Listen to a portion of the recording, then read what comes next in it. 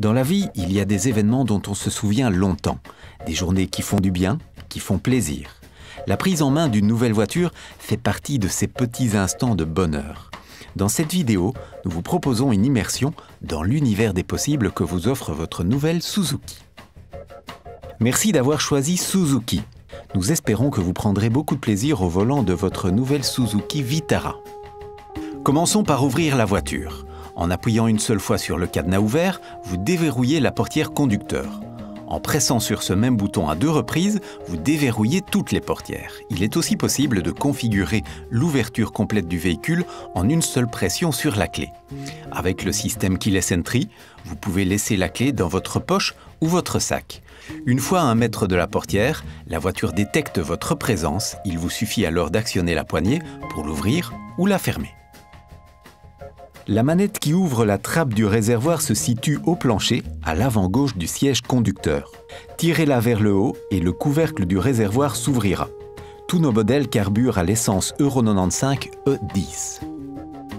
Les commandes de la radio se trouvent sur la gauche du volant. Vous n'avez donc jamais à lâcher le volant pour faire fonctionner la radio.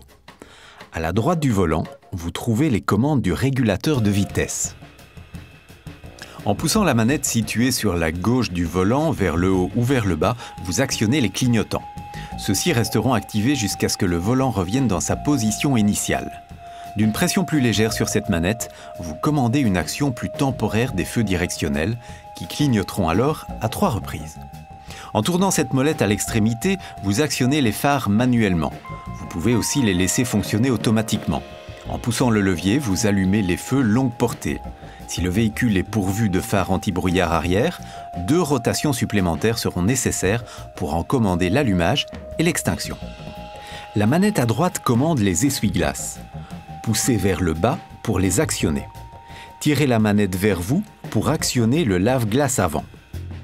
À l'extrémité de la manette se trouve la commande du balai d'essuie-glace arrière. Si vous avez opté pour un capteur de pluie, vous pouvez l'activer via cette manette sur la droite. À gauche du tableau de bord se trouvent les interrupteurs qui commandent les feux anti-brouillard avant, l'ESP et le Radar Brake System. Pour plus d'informations, veuillez vous référer au manuel d'utilisation. Vous démarrez la voiture sur le côté droit de la planche de bord, soit avec la clé, soit via un bouton Start and Stop si la voiture est équipée du système de démarrage sans clé. Attention, pour démarrer le véhicule équipé d'une transmission manuelle, enfoncez la pédale d'embrayage au préalable. Pour les modèles équipés d'une transmission automatique, enfoncez la pédale de frein et mettez la transmission sur neutre, point mort donc, ou P, parking. Les voitures équipées d'une climatisation manuelle disposent d'un bouton supplémentaire pour allumer ou éteindre celle-ci. La climatisation est active lorsque la diode orange est allumée. Dans un modèle équipé de la climatisation automatique, vous optez pour un réglage automatique ou manuel de la température. Si vous choisissez la fonction automatique, le système fera en sorte d'atteindre la température de consigne le plus rapidement possible. Pour accélérer le dégivrage ou éliminer la condensation, vous pouvez temporairement régler la température sur maximum.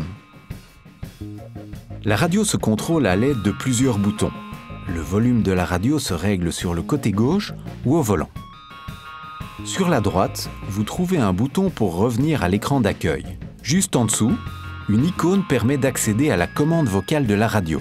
Et ce bouton-ci, encore en dessous, permet de modifier les paramètres de la radio.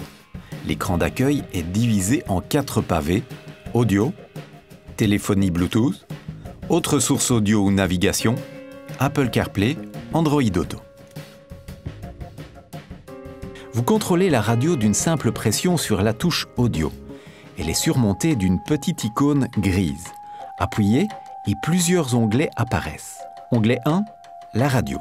Ici, vous pouvez changer la source FM, AM, DAB, pour autant que votre véhicule en soit équipé. Les 2 autres onglets permettent une connexion avec d'autres supports, USB, SD card, Bluetooth. Plus loin, sur le petit côté droit, le petit pavé gris en haut reprend les liens vers les autres blocs de la radio.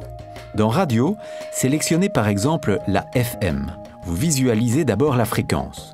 Vous pouvez accéder à vos stations favorites par simple balayage de la bande de fréquence. Au-dessus, à droite, vous apercevez également une petite antenne sur le côté droit, au-dessus de la flèche. Cliquez et visualisez une liste actualisée des stations que la radio peut recevoir. Voilà qui simplifie la recherche. Plus besoin de connaître une fréquence. Le nom de la station de radio suffit. Pour sauvegarder une station sélectionnée, maintenez la pression sur l'une des icônes du bas. Un signal linéaire s'affichera alors en haut de l'écran. La station sera programmée une fois ce dernier disparu. Un clic sur cet onglet permettra d'accéder à la liste des appels récents. Vous trouverez également un pavé numérique permettant d'accéder à un contact ou de composer un numéro de téléphone manuellement. Au-dessus de ces onglets, vous retrouvez à nouveau le petit carré gris. Cliquez et visualisez la liste des appareils connectés ou reliez votre smartphone au système multimédia. En appuyant sur le pavé qui mène à la navigation, un avertissement de sécurité s'affiche. Lisez-le attentivement et confirmez. En haut à gauche, vous apercevez à nouveau un petit bloc gris. Cliquez et l'écran de saisie s'affiche. Entrez une nouvelle adresse, recherchez un point d'intérêt ou entrez un lieu à l'aide de coordonnées de géolocalisation. En cours de guidage, un bouton permet d'interrompre la navigation. Pour connecter un iPhone ou un téléphone Android compatible, il suffit de brancher le câble adéquat au système d'infodivertissement. Déverrouillez votre smartphone et cliquez à plusieurs reprises pour obtenir l'autorisation. La première fois, le frein à main doit être tiré. Une fois le smartphone connecté, vous contrôlez ses fonctions via l'écran du système multimédia. Vous pourrez alors utiliser sur votre système d'infodivertissement les applications compatibles de votre smartphone, comme la navigation ou la musique en streaming. Dans le coffre, vous trouverez sous le tapis le triangle de sécurité, une veste fluorescente et une pompe électrique. De nombreux modèles disposent d'un double plancher, tapis de coffre et rangement. Le plancher de coffre peut souvent être fixé à 2 niveaux. L'un des deux permet d'obtenir un plancher de chargement quasi plat.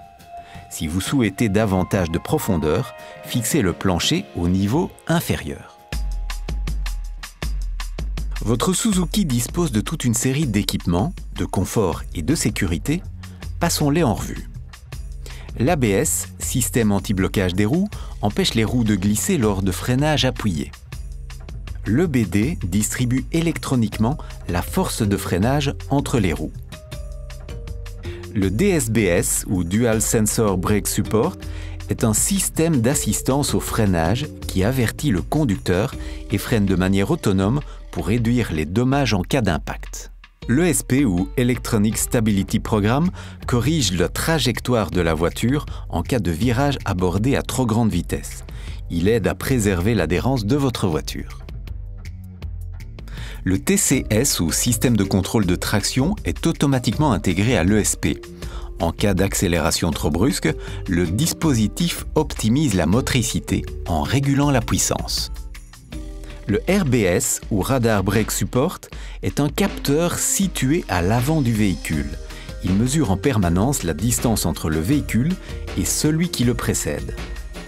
SHVS, ou Smart Hybrid Vehicle by Suzuki, est un système hybride intelligent qui, lors de la réaccélération, absorbe une partie de la puissance et réduit ainsi la charge sur le moteur afin de consommer moins.